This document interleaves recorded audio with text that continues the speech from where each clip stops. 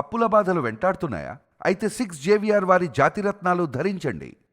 నమస్తే, welcome to our channel. నేను మేసిరి. ప్రస్తుతం మనతో పాటు ఉన్నారు వంటింటి చిట్కాల స్పెషలిస్ట్ ఆయుర్వేదిక్ డాక్టర్ చిట్టిపుట్ల మధుసూదన శర్మ గారు. డాక్టర్ గారితో మాట్లాడతాం. డాక్టర్ గారు నమస్తే.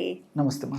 డాక్టర్ గారు, ఈ రోజుల్లో ఈ లైఫ్ స్టైల్లో ఒకప్పుడు స్ట్రెస్ అనే పదం అసలు ఎక్కడా ఎవరికి తెలీదు, వినిపించేది కూడా కాదు. కానీ ఈ రోజుల్లో చాలామంది కూడా స్ట్రెస్, యాంగ్జైటీ, డిప్రెషన్ అనేవి ఎక్కువగా ఇలాంటి పదాలు వింటూ ఉన్నాం. First of all A work అయినా సరే, అంటే వర్క్లో అయినా సరే, ఇంట్లో కొంచెం గొడవలు ఎక్కువైనా సరే, మెంటల్ స్ట్రెస్ అంటే మానసిక ఒత్తిడి అనేది ఎక్కువగా వింటూ ఉన్నాము.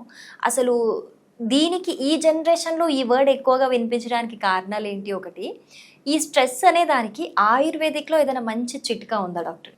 చిన్నపిల్లల నుంచి పెద్దల వరకు స్ట్రెస్ మానసిక ఒత్తిడి అనేది ఒక పరిధి వరకు అంగీకారయోగ్యం, ఆమోదయోగ్యం. మనిషికి ఉండాలి. ఆ స్ట్రెస్ ఉన్నప్పుడే స్ట్రెస్ని ఎదుర్కొనేటువంటి సామర్థ్యం కూడా బాడీకి వస్తుందండి. స్ట్రెస్ లేనటువంటి జీవితం కూడా అది జీవితం కాదు. అలాంటి జీవితాన్ని మనం ఊహించలేము. చిన్నపిల్లల నుంచి స్ట్రెస్ కాబట్టి కొంత పరిధి వరకు పర్లేదు, కానీ పరిధి దాటినప్పుడే సమస్యలు మొదలవుతుంటాయి. కాబట్టి ఆ స్ట్రెస్ ఏదైనా కొద్దిగా ఎదుర్కొనేటువంటి సామర్థ్యం కూడా మనకు రావాలి. సో ఈ రోజుల్లో మరి స్ట్రెస్ లేనటువంటి జీవితం మనం ఊహించడం కూడా కష్టం. సో జీవన పోరాటాలు. సో ప్రతి ఒక్కరికి స్ట్రెస్. కొన్ని మన పరిధులు ఉంటాయి, కొన్ని బియాండ్ అవర్ కంట్రోల్, మన పరిధులు ఉండవు, వాటికి మనం ఏం చేయలేం. సో ఏది ఏమైనప్పటికీ స్ట్రెస్ వల్ల మెదడులో కార్టిసాల్ అనేటువంటి ఒక చెడు హార్మోన్ ఉత్పత్తి అవుతుంటుంది. ఇట్లాంటి చెడు హార్మోను అదేవిధంగా దీంతోపాటు మన బ్రెయిన్లో కొన్ని రకాలైనటువంటి హాని కలుగజేసేటువంటి ఈ బీటా అమిలాయిడ్ అనేటువంటి ప్రోటీన్స్, టా అనేటువంటి ప్రోటీన్స్, అదేవిధంగా కొన్ని రకాలైనటువంటి ఈ యొక్క కెమికల్స్, ఇలాంటివన్నీ బాడీలో బ్రెయిన్లో ఉత్పత్తి అవుతూ మరింత ఒత్తిడిని కలుగజేసి దాని యొక్క ప్రభావాన్ని కూడా దేహం మీద కలుగజేయడం వల్ల అనేక రకాలైన జబ్బులు వస్తుంటాయి. కాబట్టి ఎప్పుడైతే మనం మానసిక ఒత్తిడిని తగ్గించుకోగలమో దాంతోపాటు దాని యొక్క ప్రభావము కార్టిజాల్ అనేటువంటివి ఇలాంటి పదార్థాలు తగ్గిపోతాయి. అంతేకాకుండా బ్రెయిన్లో ఉత్పత్తి అయ్యేటువంటి ఇలాంటివి ఏవైతే నేను అమెలాయిడ్, బీటా అమెలాయిడ్, టా అనేటువంటి హానికారకమైన ప్రోటీన్స్ ఉత్పత్తి అని చెప్తానే ఆ యొక్క పదార్థాల ఉత్పత్తి తగ్గిపోతుంది.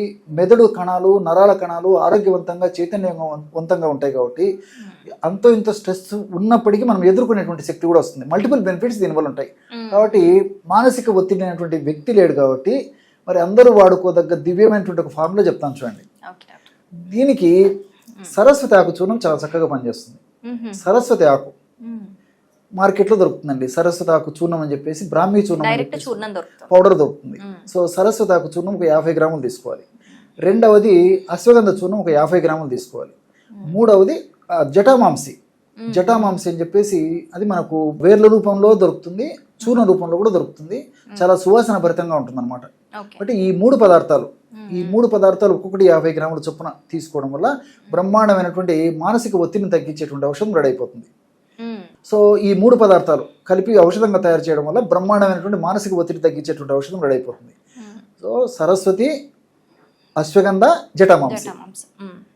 ఆధునిక పరిశోధనలో కూడా ఈ మూడు పదార్థాలు ఒత్తిడిని తగ్గించేందుకు చాలా అద్భుతంగా పనిచేస్తాయి. మెదడును చైతన్యవంతంగా, ఆరోగ్యవంతంగా, మెదడు కణాలు ఆరోగ్యవంతంగా, మెదడులో ఉండే నరాలు ఆరోగ్యవంతంగా, చైతన్యవంతంగా ఉంది, చాలా అద్భుతంగా పనిచేస్తాయని కూడా పరిశోధన నిరూపడైంది అనమాట. బట్ ఈ మూడు పదార్థాలు ఈ విధంగా కలుపుకొని ఒక గాజు సీసా రెండులో ఉంచుకొని రోజు ఉదయం ఒక్కసారి, రాత్రి ఒక్కసారి 1/2 టీ స్పూన్ ఈ యొక్క పొడిని ఆహారానికి ఒక అరగంట ముందు, తేనె వాడదైనటువంటి వాళ్ళందరూ కూడా కాస్త తేనెతో కలిపి తీసుకోవచ్చు. తేనె వాడకూడనటువంటి వాళ్ళు ఎవరైనా ఉంటే ఒక 50 ml గోరువెచ్చని పాలలో కలిపి కూడా తీసుకోవచ్చు. అది పాలు కూడా వాడడం ఇష్టం లేనటువంటి వాళ్ళైతే ఒక 50 ml నీళ్ళలో కలిపి కూడా తీసుకోవచ్చు. ఎవరికి ఏ పద్ధతిలో వీలైతే ఆ పద్ధతిలో ఈ యొక్క ఔషధాన్ని తీసుకోవడం వల్ల మల్టిపుల్ బెనిఫిట్స్ ఉంటాయి. మానసిక ఒత్తిడి తగ్గేటువంటి అవకాశం ఉంటుంది.